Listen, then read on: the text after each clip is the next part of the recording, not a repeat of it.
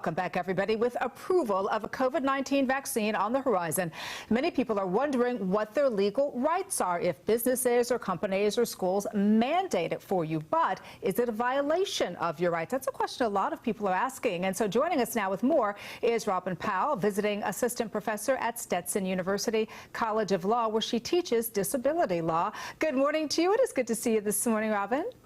Good morning. Thanks for having me. Thank you so much for being here. And I guess that is the question. Let's start with colleges first. Can colleges, for example, require that students get the vaccine before they head back to class? I think they can, yeah. So typically we see this in schools already, whether it's TB vaccines or, anyways, whenever you go to college, you often have to prove that you've been vaccinated. So I think they could actually impose requirements for COVID vaccine. Of course, that's once they're even available, and right now that is ways out.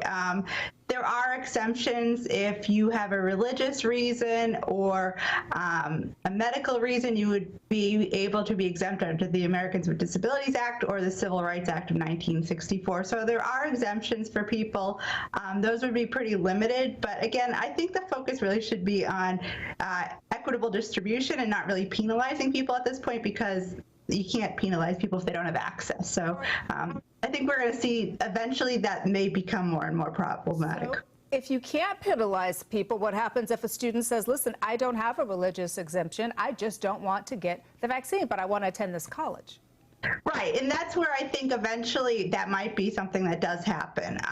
And I think that's a ways out because, the focus of the vaccines early on are going to be healthcare providers and long-term care facility residents and staff. So I think that's at least probably 6 months out because they're not going to be available to the general public for a while. Eventually, though, I do think that schools will be able to impose mandates. And again, that will be one of those situations where only those who have religious or medical exemptions could really try to get around that. And if that happens, then the schools could impose a different type of accommodation, requiring the person to wear a mask or to be distant from others. Right. So let's move on now to employers, because they pay our salaries, right? Are they able to make it mandatory for their employees? And do you have the right to say no if you don't have a religious or medical exemption? Can you say, no, I'd rather not get this vaccine?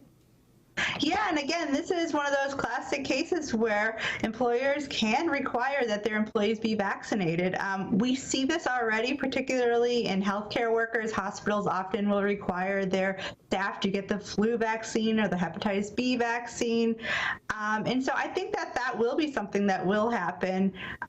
Employers will be able to. There are, again, some exemptions. Employees who are part of a union may be exempt from getting the vaccine. And again, those anti-discrimination laws, again, would come into play, both the Americans with Disabilities Act and the Civil Rights Act of 1964. But ultimately, you could be terminated if you don't want to follow the health and safety rules that your employer imposes. Oh, just about 15 seconds left. Do you think that we'll come to a point, Robyn, where we're going to have to carry around a card that says, yes, I've been vaccinated?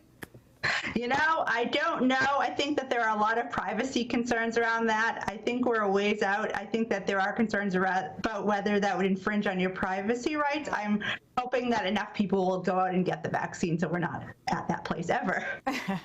As always, really good information. Robyn Powell, thank you so much for joining us. Thank you so much. Thank you. All right, it is 9:17. Kristen, good morning.